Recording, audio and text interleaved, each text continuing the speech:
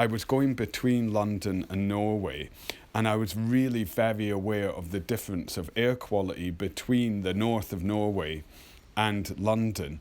And it started to make me think, well, the causes of pollution are very much the same as the causes of climate change. And this may be a way to get people to engage in this kind of epic issue, because it is something that affects people in their everyday existence, whereas glaciers with polar bears stranded on them is not. It's still something very remote.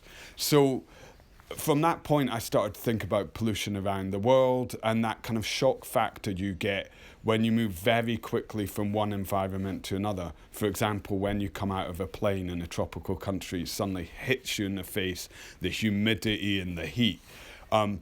Whereas if you're in a city, you tend to habituate to the pollution and you're not as aware of it as you are when you come back from somewhere that's really pure. So I thought it'd be interesting to create these different environments where you move between different places around the world, but just in a fraction of a second.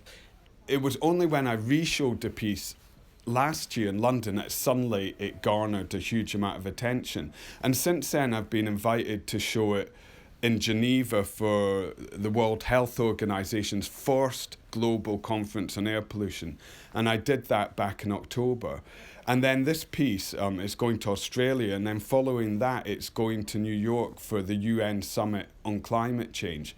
And they really will be the world leaders there. I'll be able to bring the Prime Minister of India through the New Delhi pod, and that'll be quite an amazing experience.